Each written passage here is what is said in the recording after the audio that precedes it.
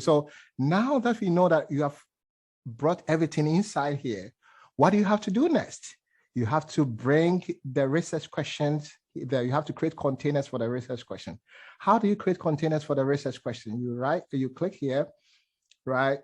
And this is the space where you're going to create the research question, the containers for the code, right? And then before you create the code, you have to create the research question container so that you can put the code under. So as I said, I click here first, codes, and then this page will come. You right click here and then click on new code, right? And let me pull up the PowerPoint and see the label for the research question. For the research question one, we put this one. The research question two will be the label, will be the burnout solution. So let me type. So what you're going to do is that you're going to type, you may have one research question, two research questions, or three research questions. Another thing that I just want to tell you is that when you are analyzing qualitative data, you are not developing themes to address the interview questions. You are developing themes to address the research questions. So I've seen a lot of students sometimes, instead of them addressing the research question, they are developing themes addressing the interview questions. The interview questions are questions that you ask participants. That's the only role. You are asking participants to extract significant information, important information from participants, and then you analyze that information and address the research question, not addressing the interview questions.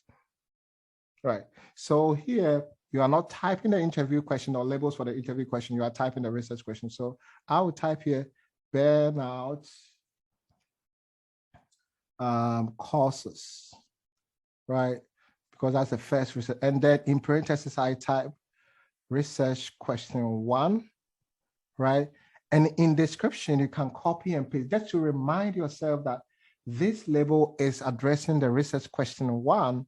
You can copy and paste your research question here, and then check aggregate, and then click on OK. I think we can end here and then do the next one when we take a break. Thank you, Dr. Adu.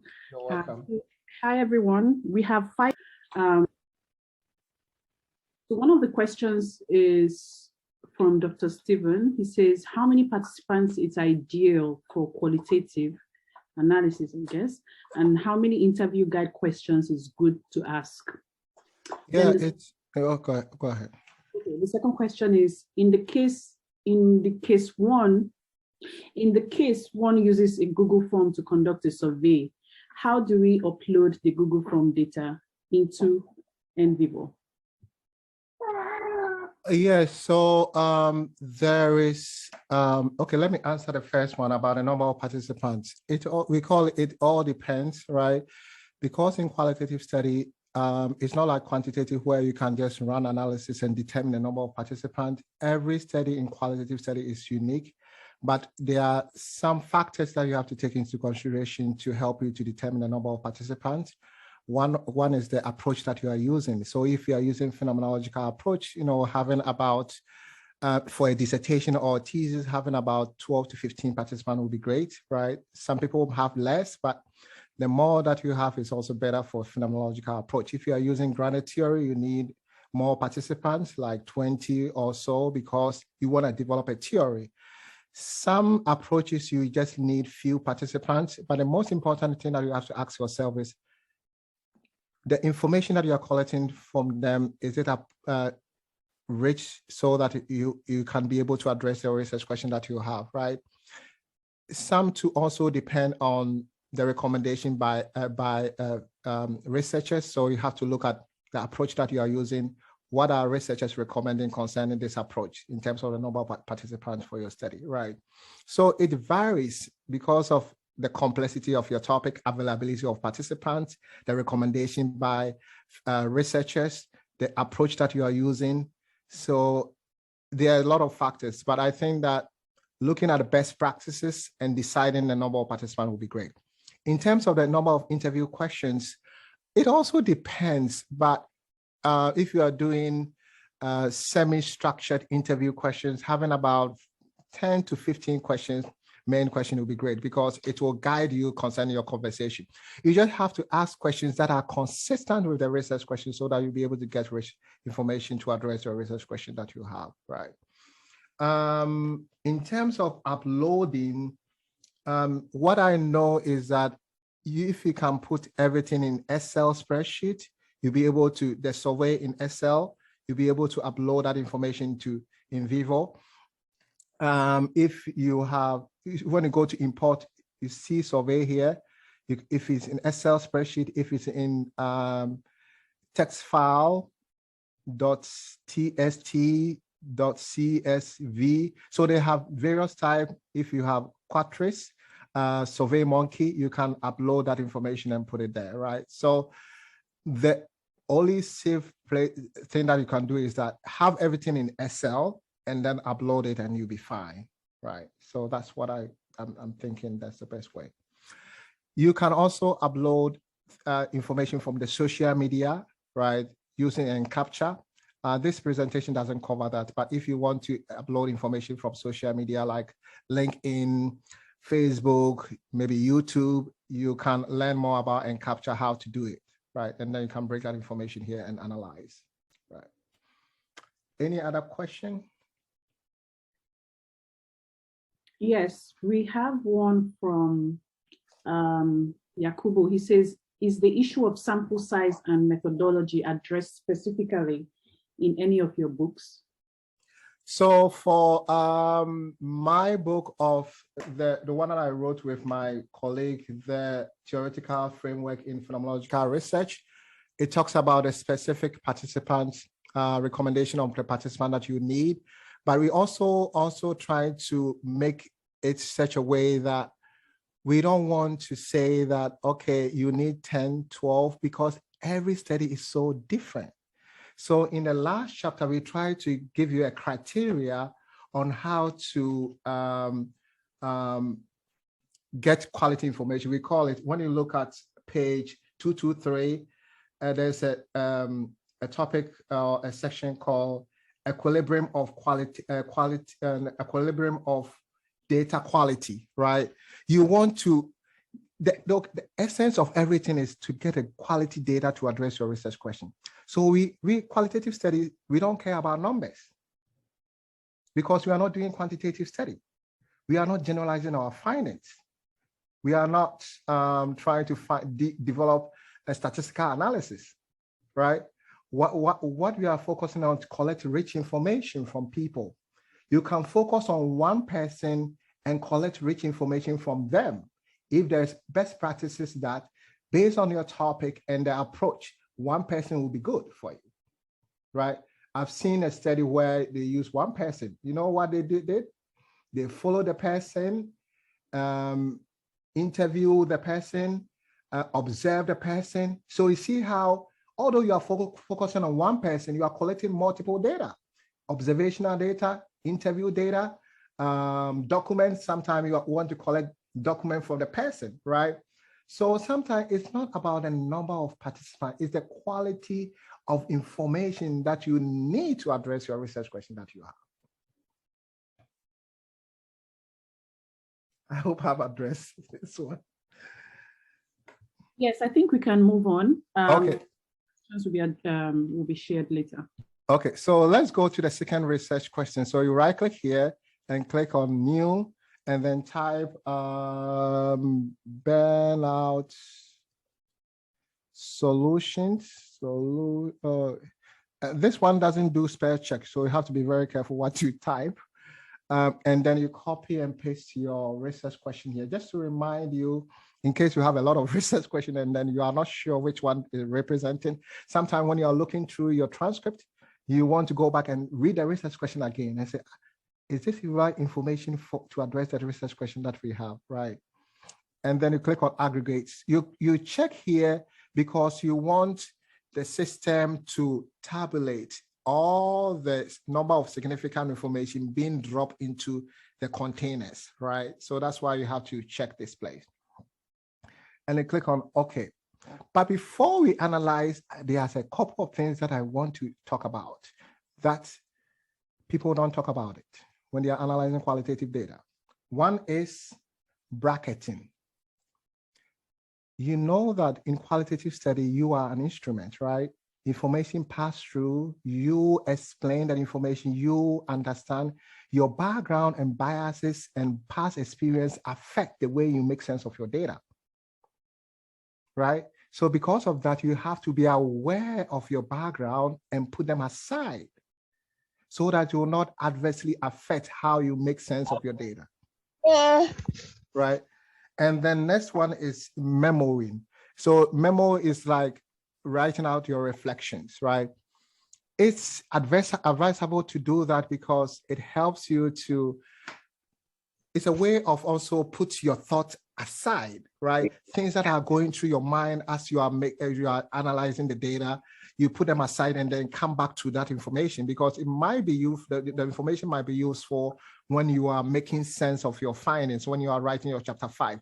What does this information mean? Your own interpretation, how that information is connected to conceptual framework or the literature. Writing your reflection is very good, right? So these are the two things that you have to be aware. My book talks about it. So if you want to get more information, that would be helpful.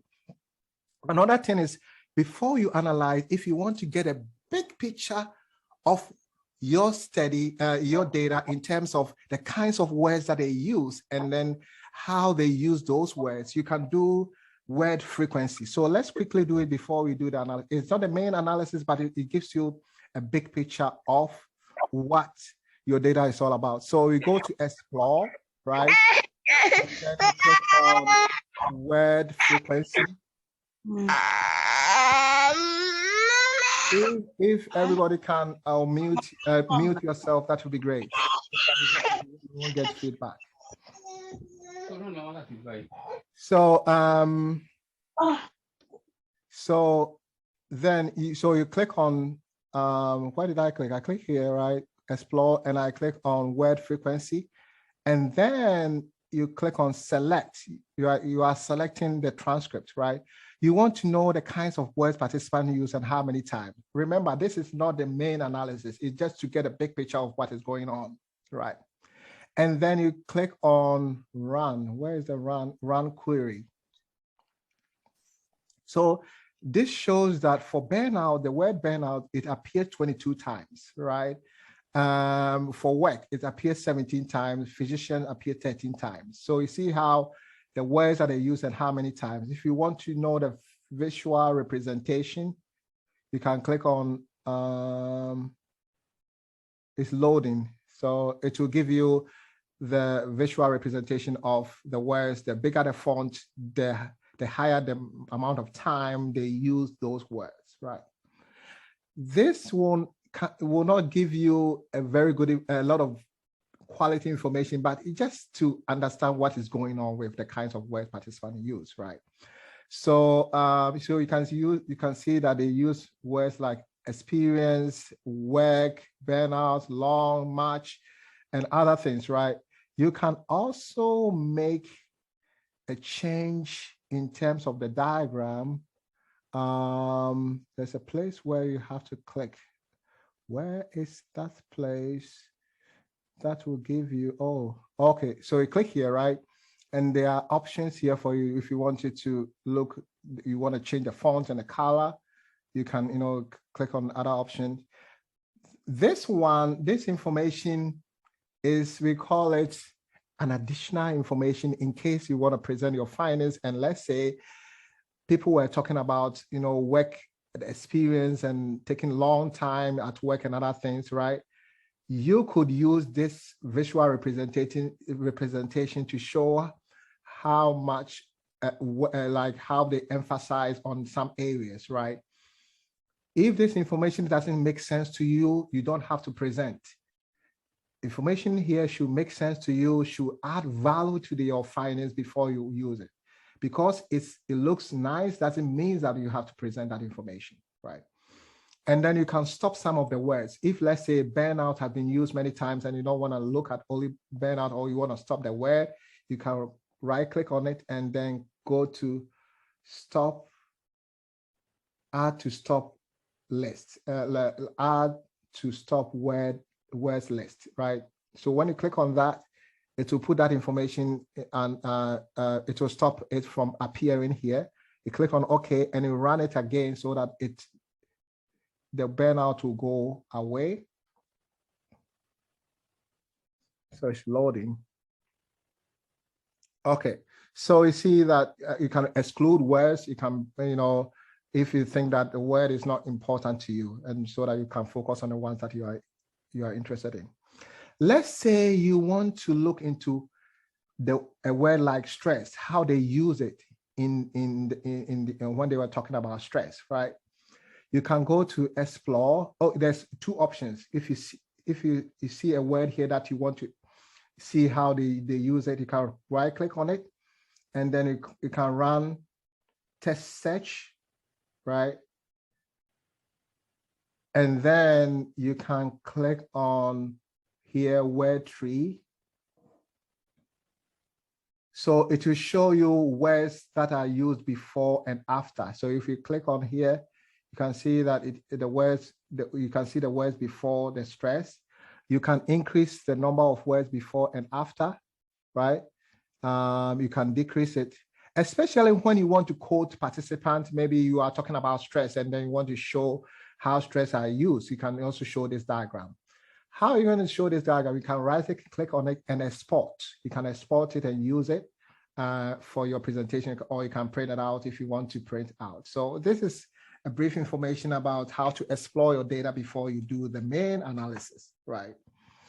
Another thing that I want to talk about, but I feel like talking about, is the auto coding. Let me, in case you want to use auto coding, right? As I said, the results might have nothing to do with your research question, right?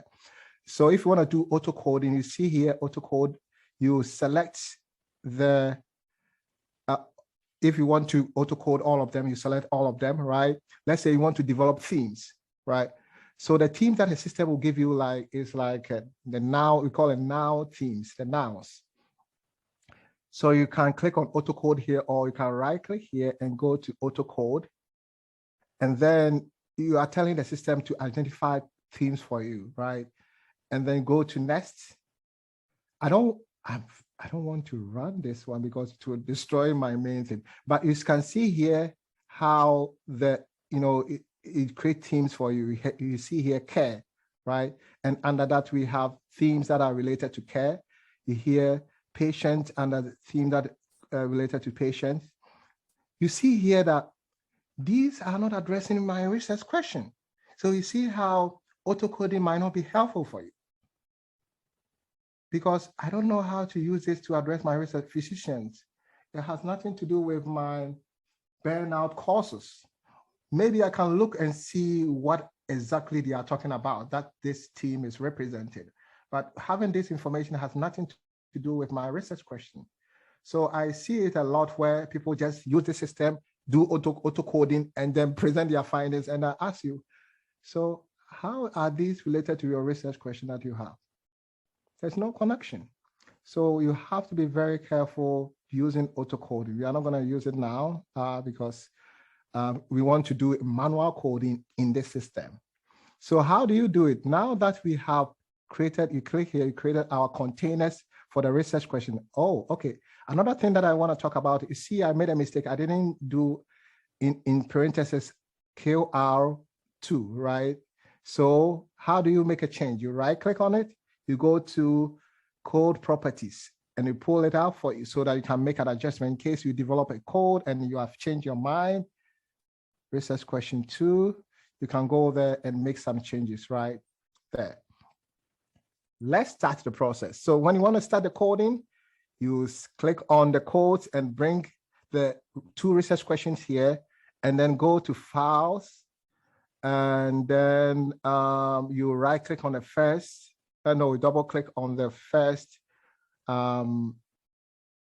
you double click on the first transcript, right? And then you see this space, you have to bring the research question back here because you want to develop codes to address the research question that you have, right?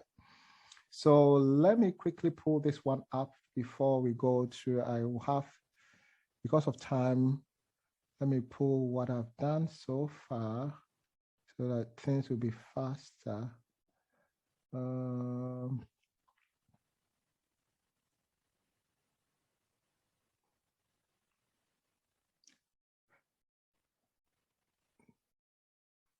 Okay, so let me pull this one here.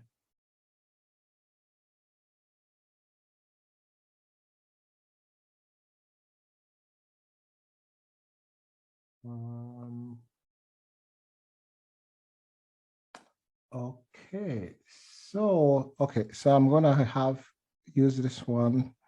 So let's start. So when you go through, you have two research questions in mind, right?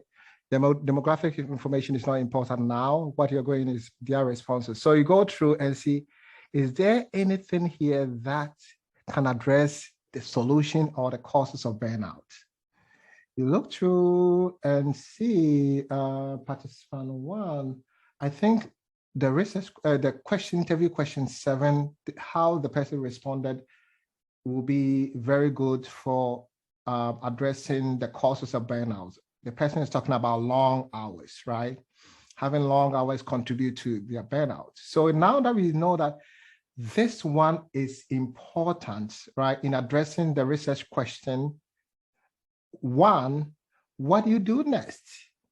You right-click here, because we are going to create a container, right, that will represent this information, right? And then we drop this information into that container. So you right-click on that, the respective research question, and then you type the name of the code. You have to think about, okay, what label should I give to this phrase? Remember, you can use participant own words if they're going to help you to construct the code that you want to use to represent this significant information. So this one, we can say that having long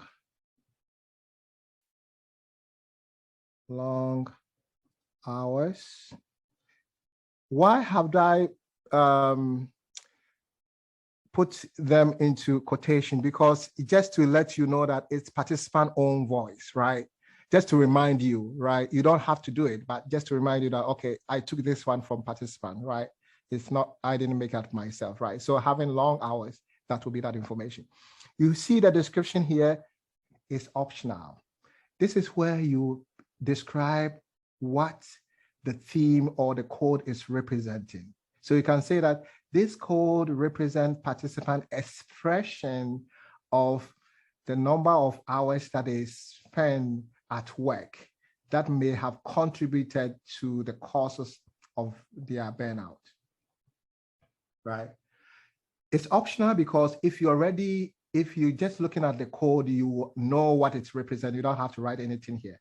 But sometimes, because we are dealing with a lot of codes, writing something here to describe what this code represents will be nice, right? It will be good, right? So you can just type anything that will represent that information. Because what will happen is that sometimes when you are going through your transcript and somebody or participant 2 says something about long hours, right? You can look for the code and then drop it into that container, right? But let's say you don't know what long hours represent. You can open this container and see the description that you were provided, and that will remind you. So that's just a reminder. It doesn't, and especially if you are working with somebody, right? You are two coders, right? You and somebody are coding, and you want the person to be sure that what this code represents, so that when he's looking through the data, the person can identify significant information and know that this is what you are looking for. You can describe that information. So it's very useful, but if you are doing it alone and you know what it represents, you don't want to write anything there. So it all depends on you. Then when you finish, you click on aggregate and then you click on OK. So you see how that information is now here. And you see that there's 0, 0 here. This means that it's an empty container. There's nothing in there. So you have to drop this information into that container. So when you drop it, you see how it changes, right? Now it's from file 1, a number of files is 1 because it's from one file or one participant. And references is 1 because it's for one significant information that you have dropped into this container, right? So we go through again. Let's say, I think this person talk about numerous work. So we think that this one is important, right? So we ask ourselves, what label should I give to this important information? Maybe having numerous work-related tasks could represent this significant information. You ask yourself, what question is this one representing? I think it is addressing research question 1. What should you do? You right-click on research question 1 again, click on new code, you type the label for that, you describe it if you want to describe it. To remind you, you click on aggregate coding from children, and you click on OK. So bring that information here. It's empty container. You select and drop and drag and drop. Now you see that the research question, the big container with the research question have one file, but 2 references, 2 significant information drop in there because we have 2 codes, and under each 2 code, we have 1 significant information drop into that container. So the more you drop, the more the number increases here. So let's do the next one. The person talk about no work family balance, right? So you go through, there's a place, I think you talk about here, that lack of balance with work and home life will often cause physicians to feel stress and burnout, right? So this one is important because it's addressing the causes, right? So again, you right-click here and click on the new, and then put the label here, and then click on here and click on OK. But there's another option. There's another way of doing it. I want to show you the second way of doing it. The second way is select that significant information, right-click on it, go to code selection, and then select a place where you want to create the code. So I want to create a code under the causes of burnout. I click here, and then I click here child code, and then you see here new code, and then you type the label there for the container that you have. So the label representing this significant information, right? And then you click on code selection to the label, which is no work family balance, right? You click on OK. So you see how that information comes here, right? So there are 2 ways. The first way is to first create the container and then select and drop. The second way is select here and right-click here and go to code selection and then bring it here, right? So let's go through and see what we're gonna find. Is there any part that is solution? Okay, so there's one solution here. Question 9, interview question 9, the person provided a solution. So the person said one of the solutions is spend time in prayer and reflection, right? This is a solution addressing the second research question. So what you have to do is to select that information,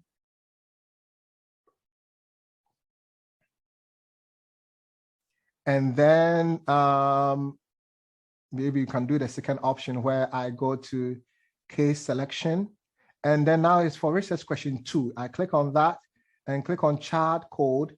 And then here I type in the label, which is engaging in meditation, right? And then click on here. So you see that information, you click plus here, you can see that you have created a container, and then you have dropped that information into this one. So that's what you're going to do, right? Because of time, I don't want to go to, but imagine you see how for this transcript, I have selected few information. There are some information here that may be interesting, but has nothing to do with your research question. Maybe how the person became a physician. It's an interesting information, but has nothing to do with the research question that you have. So you go through and select the ones that are important, create containers and drop them inside.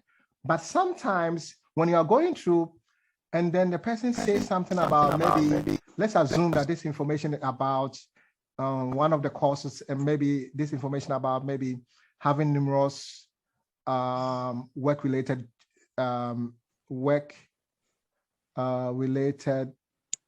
me see. I think let me open this way so that I can see the whole thing. Sometimes it's difficult to. Okay, having numerous work-related tasks, right? If let's say this information is about that, you select and drag and drop it into that, right? So one thing that you have to note is that before you create a new container, you always have to find out whether the existing container can house the information that you want to code, right? So let's assume that I want to code this one, and this one is about maybe engaging in meditation, right? I have already created a container for that. So you just select and drop it. You don't have to create another container and drop it inside. So you always have to look at existing container and see whether this information can be housed there before you decide. So if you realize that this has nothing to do with the containers that I've created, then you create a new container, right? And then you label it and put it inside. So that's how you're going to do it, the coding process. When you finish with participant 1, you close it, and then you go to files, and then go to participant 2, double click it and go there, the same process. And then you bring the codes here because you're going to put it in the same kind of container or under the research question that you have.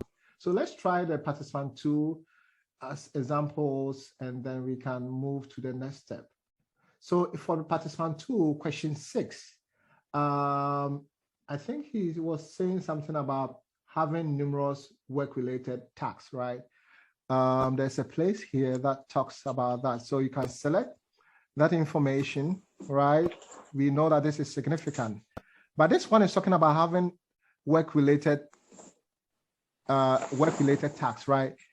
This information is, you don't have to create a new container because this one can house this information. So you drag and drop, right? So when you drag and drop, you see that here the files is 2 because you are looking at the second file. So 2 files now, and now the significant information here is 3, right? If you finish everything and you want to know what is in this container, let me open the container and see what is in there. What are you going to do? You can just double click one of the containers that you want to see what is in there. And you see that I have all the information that I've collected in this container. So that's all about coding. It's so simple.